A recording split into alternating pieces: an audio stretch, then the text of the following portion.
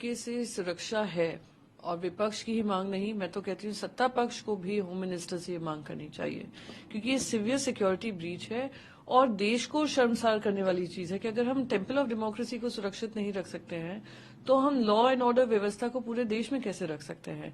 आप ये देखिए 3 लेवल ऑफ सिक्योरिटी है।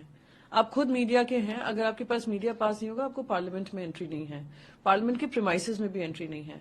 आपकी गाड़ियां रोक दी जाती हैं इंडिया गेट के सामने ही अगर आपके पास वैलिड पास नहीं है। मेरा सवाल ये है कि 3 सिक्योरिटी रिंग्स पास करने के बावजूद, एक्सरे मशीन्स पास करने के बावजूद भी ये इंसिडेंट सामने आता है। It reveals lapse of security measures और ये इसकी जिम्मेदारी केंद्र सरकार की है, उनको ये जनता को जवाब देना चाहिए। और न्यू पार्लियामेंट डिजाइन आप देखिए, एक ही गेट से सभी की एंट्री है, विजिटर्स की, मीडिया की, एमपीज की, सभी की। इतनी भीड़ वहां पे लगी रहती है। विजिटर्स गैलरी सिर्फ 10-12 फीट का डिफरेंस है from the last rose of the parliament and the chamber and the visitors gallery. पहले 25 फीट होती थी। मैंने ये चिट्ठी लिखी थी स्पेशल सेशन में कि इतनी तादाद में लोग आते हैं कि कुछ भी मूवमेंट भी हो रहा होता है, अगर ज्यादा लार्ज मूवमेंट होता है तो आवाज आती है, वो अगर जोर से बात कर रहे होते हैं तो डिस्टर्बेंस होता है। और खास करके नारेबाजी हुई थी वहां पर राज्यसभा में।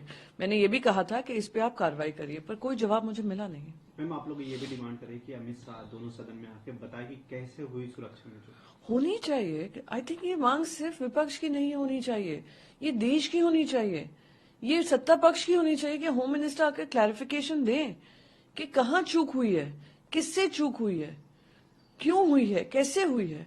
क्योंकि ये देश की सुरक्षा का मामला है। मेंबर्स ऑफ पार्लियामेंट जो आते हैं हर कोने, देश के हर कोने से, उनकी सुरक्षा का मामला है।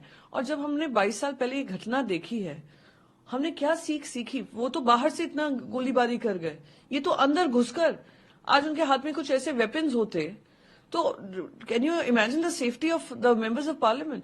तो ये सारे क्वेश्चंस हैं जो आई थिंक अपनी जवाबदेही समझते हुए अमित शाह जी को खुद वॉलंटियरली आकर जवाब देना चाहिए।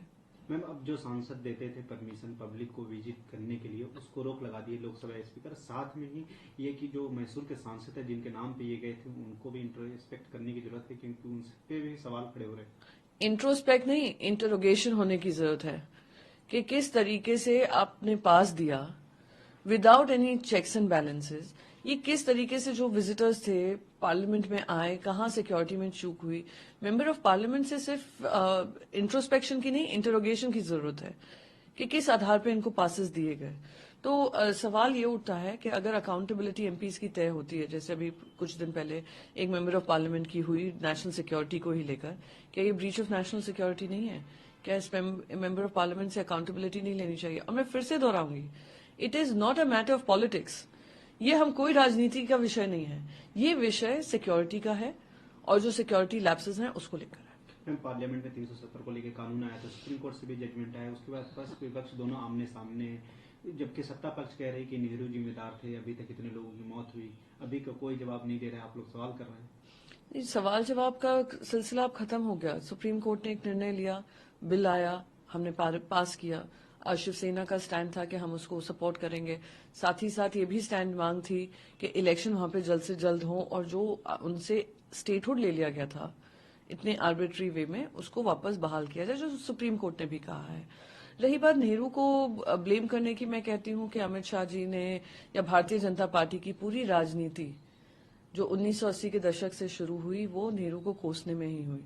आपने इतिहास रचा, आपको मैंडेट मिला है, आपने 370 हटाने के बाद आपने मैंडेट पाया है, इतिहास रचा है उसमें भी, और उसमें 3 जिम्मेदारियां ली थी, स्टेटहुड बहाल करने की, इलेक्शन करने की, कश्मीरी पंडितों को वापस लाने की और टेररिज्म खत्म करने की। उन चारों में आप फेल हुए हैं। तो सवाल अब आपसे पूछे जाएंगे, ना कि पंडित जवाहरलाल नेहरू जी से, जिन्होंने अपने कैबिनेट से बात करते हुए कुछ निर्णायक कदम उठाए थे। सही है गलत, इन हाइंडसाइट वो चर्चा हो सकती है, पर सिर्फ उनको जिम्मेदार मानना, मैं मानती हूँ भारतीय जनता पार्टी की सिर्फ और सिर्फ राजनीति है। मैम, कल एक प्रोग्राम में छगन भुजबल महाराष्ट्र के डिप्टी सीएम थे, दोनों साथ में कहे कि महाराष्ट्र को क्राइम फ्री करना है, तो उधर से छगन भुजबल ने कहा पहले डिप्टी सीएम साहब आप अपने आप को क्राइम फ्री कर लीजिए।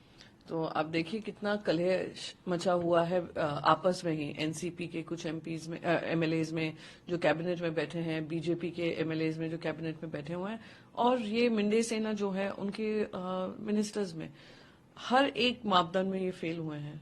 किसान एक तरफ त्रस्त है, युवा दूसरी तरफ त्रस्त है, महिलाओं की सुरक्षा की बात तो होती ही नहीं है। साथ ही साथ जिस तरीके से मराठा आरक्षण पे एक उग्र माहौल बन गया है, उस पे कोई नियंत्रण नहीं है। हर व्यवस्था चरमरा गई है और ये लोग आपस में सत्ता में रहने के लिए एक दूसरे को झेल रहे हैं और एक दूसरे पे आरोप प्रत्यारोप लगा रहे हैं। मैं जानना चाहती हूँ जनता से, क्या इनको ये एक्सेप्टेबल है? जिस तरीके से खुले में भ्रष्टाचार हो रहा है, सरकार नहीं चल रही है और आपस में एक दूसरे पे इस